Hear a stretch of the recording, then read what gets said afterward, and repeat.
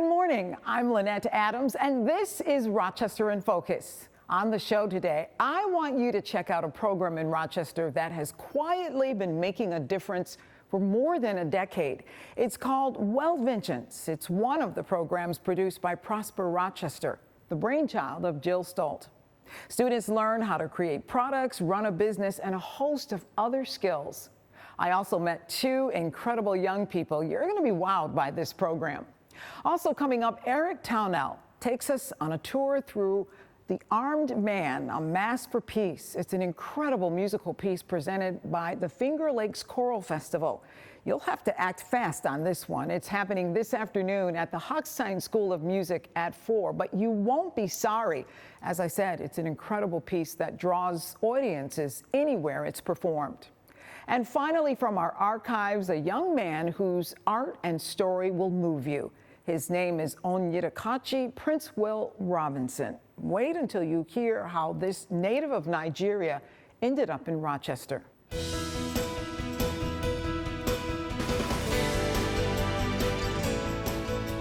With every interview, somehow I feel like I have discovered the best kept secret in Rochester. But this program that I'm learning about today has got to be one of the best kept secrets. It's called Prosper Rochester, and we're focusing in particular on a program called WellVentions. And I am talking with the founder, Jill Stolt. She is the CEO and executive director, as well as Jonathan Nelson, who's been a part of the program for 2.5 years. Thank you both for joining me. Thank you. Thank you for having us. My pleasure. I want to know all about Prosper Rochester. So we are the longest running teen managed business in the region. We've been actually servicing students, teenagers for 12 years. We started in 2004 developing programming with other institutions that needed social emotional learning.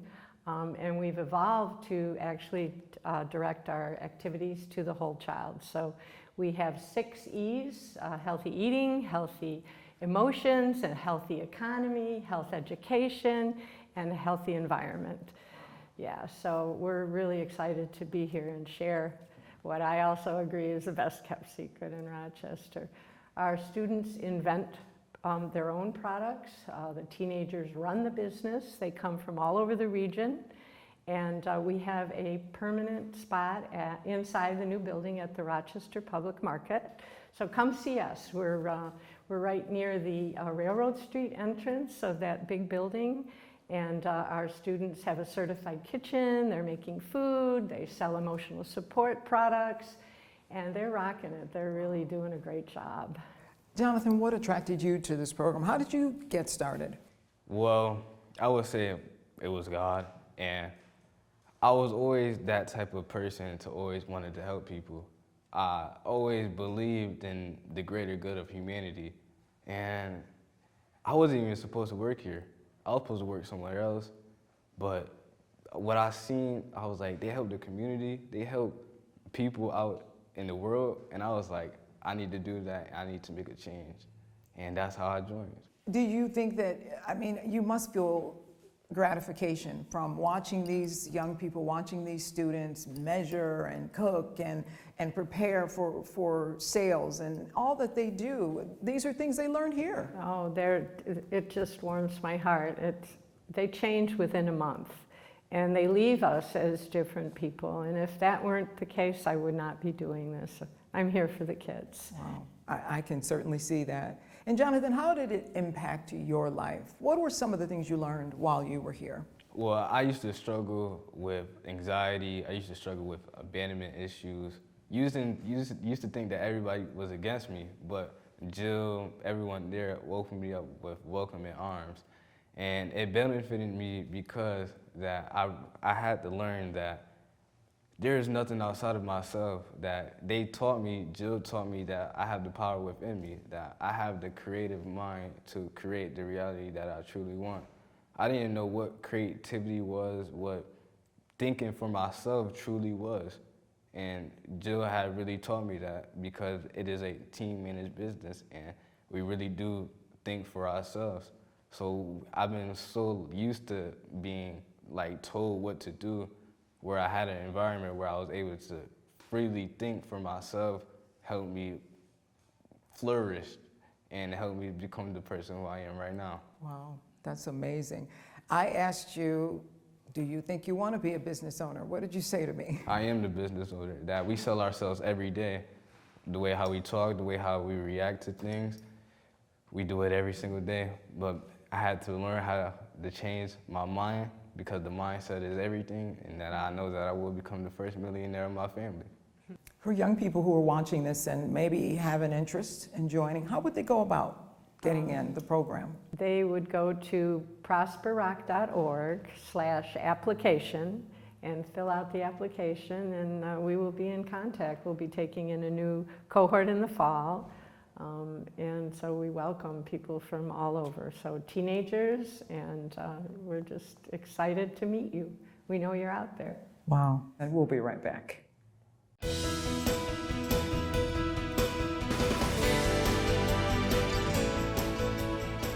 Today we're learning about Prosper Rochester and a program called WellVentions. And Jill Stoltz is the creator, founder of Prosper Rochester. She is the CEO and executive director now. And we're also talking with Lanaya Golf, who is a student at Gates Chila, and she is also in the program. And this is a really exciting program. Jill, I love what you are doing, and that is creating, helping these young people to create wealth in their lives, make decisions for their futures. Talk about what you had in mind when you started the program and what it's turned out to be. Sure. So we want to be able to support young people in learning how business works and the process of not only coming up with an idea, but how to develop that idea, how to prototype it, how to then create a market for it and distribute it and sell it at our location of the public market. So the whole process. The whole process. And through that process from an idea in your head all the way to the consumer, they learn job skills, and then we help them get jobs. Wow, that is phenomenal. Lanaya, what made you want to be a part of this program? What attracted you? How it brought like a good upbringing to mental health. I feel like that really matters to kids, teenagers, anybody actually. And you felt what, there wasn't enough emphasis on that in other programs or other things that you were doing? Yeah, I felt like not many people bring like attention to it. So I felt like this was like a good just idea overall. And Yeah. it just brings me joy to find out that people really care about that kind of stuff. And tell me about the program that you run. Basically, take one, leave one is just affirmations just to make someone's day better, because everyone deserves to be happy. And what do you think about that? Basically, you're saying take an affirmation and leave an affirmation, right? It's just passing on joy about how you feel about just anyone, it's just the world overall. Passing on joy. I like that. And that's part of what you want these young people to learn too, right? That pretty much they create their environment. They create the lives that they want to live. Right. They're the architect of their life. They actually are the director. Their life is like a movie, and you get to direct it any way you want. And Lanaya has been doing a great job at the market. She's out there talking to customers. Yeah, she's very bubbly, and people love her. So it's really affirming for me. And is it affirming for you to have people so joyous when they come up and talk to you? Yes, actually surprising. I wasn't expecting people to be like so just welcoming and just open to talk to just a stranger so willingly. But it takes money to run a program like this. It takes money to give them a salary each week. How is that going? Well, we're working with Rochester Works to actually pay the students a salary, and we're very blessed to have that happening. We wouldn't be able to do the program without it, but these young people deserve to get a salary and get paid for learning all of this, because it's all part of the job market. We're helping prepare these students for employers to welcome them and to have them productive and happy and fulfilled when they come in. So we do a career exposure, business training, and social emotional learning training. Those are our three 3 pathways. And our students, we are very much in the throes of unintended consequences from the government. Sadly, the budgets have been cut all over the place, and although we don't get any direct federal funding, our pool of funding has really diminished severely. I'd say it's down maybe 80%. It's a huge number because the funding is being funneled towards organizations that actually get direct federal funding, but that funding now is reduced for us because it's going elsewhere. If people want to help, how could they help? Go to our website, prosperrock.org, and you'll see a donate button. And please, we also are in need of volunteers. Come help us at the market. We have a location where the students invent new products. So, we really, really need your help. All right, it's prosper.org. Prosperrock. Prosperrock.org. Thank you. Yeah. Thank you so much for being here and telling us about this phenomenal program. Thank you for having us. My pleasure. And we'll be right back.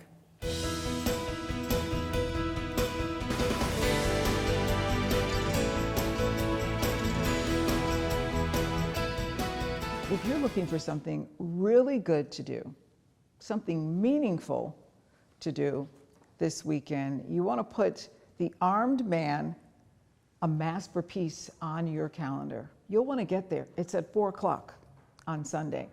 And I am talking with the conductor and the artistic director, Eric Taunell. Thank you for joining me. Thank you, Lynette. Good to be here. Talk about this piece. The Armed Man, A Mass for Peace, is 25 years old this year. Never been done in this area. And it is a monumental, very moving, very beautiful, very exciting piece of music for about 130 performers. We'll have 100 in the chorus, an orchestra of 20. Thomas Warfield is dancing and narrating, a muezzin, and a mezzo-soprano soloist. And these are all local artists and singers who come from all over the region to participate in this piece because it's such a moving experience to sing and to hear.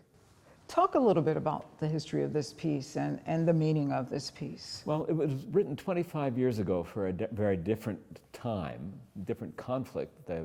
It's dedicated to the victims of Kosovo, which 25 years ago was a generation-changing conflict in the East there, Eastern Europe, and quite a different cultural situation, but the conflicts have continued. So it's every bit as timely now as it was then and as meaningful.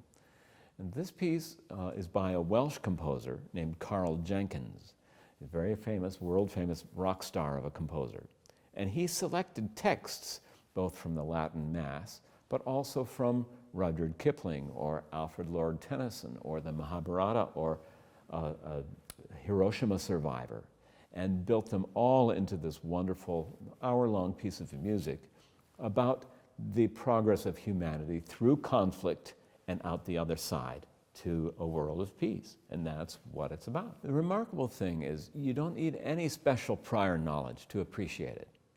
People with no understanding of music, they don't need a special degree in music to appreciate it. You can just come and love it. It's exciting to hear, very moving to hear. It makes you think, makes you feel. And that's what we need in our society, just to think about the larger picture, get outside of ourselves a little bit and think about our role in society. Tell us about the Choral Festival. Choral Festival is more than 20 years old. It's the area summer choir. And it's for avocational singers. So this is the only time in the year when they get to sing together. They are members of other choirs during the year, but in the summertime they travel to Rochester, or they live here and make this their summer singing experience. But this is not just a concert. This is for a good cause. This is for something important that you do each year, correct? Right, each year we have a community benefit partner. And that means that the singers who come to do this is their avocation, it's their hobby. But there's a larger purpose to what they do, and that is to help the community get past the challenges that we all face every day. And some of that is poverty remediation or food insufficiency. In the past, our charity partners have been Dwight, the food insufficiency program at Monroe Community College. It's been Action for a Better Community, and this year it's the M.K. Gandhi Institute for Nonviolence. So it fits the theme of the program very well, but that's an organization that does a lot for its community with very little. And so the donations accepted at this concert are going to help provide for 20 families, address food insufficiency in this food apartheid area where the Gandhi Institute operates. What's the impact you hope people leave with? Well, I hope the music and the dance and the message makes them think about what peace means to them. In fact, I've asked people to send us their thoughts. What does peace mean to you? And my inbox is full.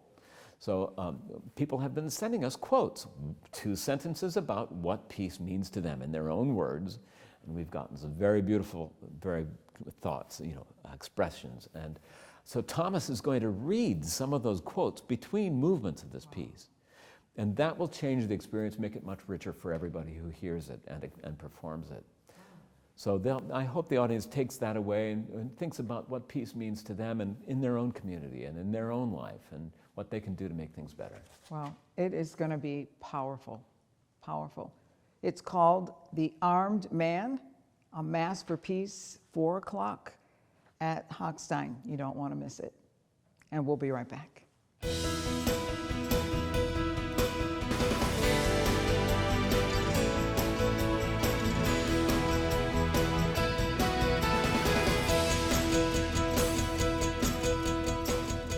Dominique Albay is the founder of the Rochester Black Arts Council, and you are bringing a number of programs to the area. We're also talking with Prince Will Robinson, who is an artist who is doing a solo art exhibition. I want to make sure in this exhibit that we also talk about Will's transition and a number of other people's transition here to America, but we have to talk about our transition here in America as Black people here. So, we can't forget about the lynchings. We can't forget about the segregation. We can't forget about, our elders walking across the Pettit Street Bridge being attacked by police and dogs. We want to hit on the diaspora, which is, hitting on where Will's coming from, but we want to intertwine that story because all Black people globally share the same story, the same struggle. I think Marcus Garvey said that when he went around the world, how Black people suffered all around the world. So I think with Will's exhibition with the American Dream, it's going to bring a synergy for our story and his. And I think that Will opens up the way for us to be able to feel comfortable with telling our story. And we're looking at an art piece that will be in the show. But one of the things you were telling me is that you came here with the thought that you were going to play basketball for school in Canada, but that didn't materialize. Yes, it didn't. So I was at home in Nigeria, and then I got a text from the coach and was like, "Hey, you want to come play for the school, for my school?" I was like, "Sure." I've been trying to leave the country. I had already offer in America, but he was like, "Oh, my school going to give you a full ride. You don't got to pay nothing. Just come on." And this was a prep school, and it was you a were prep school in 16 Canada. at the time, right? Yeah, yes. So I talked to my dad. My dad was like, "I don't know about it, but I got to talk to the coach and see if that's legit." So I gave the coach my dad's number. They talked. My dad was like, "Okay, he's convinced. We can start working on the papers and stuff." Because the coach promised my dad that he was going to take care of me. He's going to take care of me like his own son. Everything I needed was going to be taken care of. I just got to come and play for them. But what actually happened? When I got there, it was a total change. There was no team put together. He told me, he gave me a lot of promises. Don't worry, in the next 3 months, the team was going to come together. We're going to put it together. It was just, everything wasn't in place when I got there. So that was my last day in high school. So I wanted to be able to play so I can be able to go in front of colleges and get like real scholarship for colleges. So that didn't happen. So I was just let down and frustrated. I couldn't do nothing. And one of the things that made me feel some kind of way was because, he was trying to deport me. after all that situation. So, and I had to leave the school and move. So. And a lot of your art tells the story, your experience, right? So yeah, so one of my art that I'm making is gonna be at the show. It's called I Wish. So that's talking about me being back in Africa, coming back from school, because then when I was in Africa, when I was in elementary school, I used to come back with my friend from school. We used to carry a bag, and then we used to like be happy when we see the airplane flying. It was like, one day I'm gonna be in the airplane going to America. So I just did the painting talking about how life was in Africa, you know, and now I'm in America, you know. I went through all the struggles and all the pain, but still, you know, I made it. You know, I made it here. And I'm doing better. I'm doing good. I got 3 kids, you know, 3 boys, beautiful boys, and they make me, you know, want to do better and do more. So this is a blessing. Thank you so much. Thank you. For being here. Thank you so much for having us. Thank you. We'll be right back.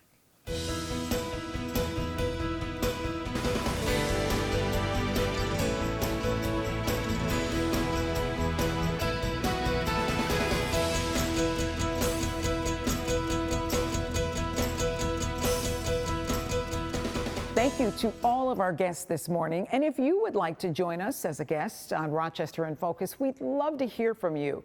You can reach the News 10 NBC newsroom at 232-1010 or send us an email at rif@whec.com. Well, that's all the time we have. If you want to know what your neighbors and friends are doing to make Rochester a great place to live, join us each Sunday morning for Rochester In Focus right here on News 10 NBC. Have a great week.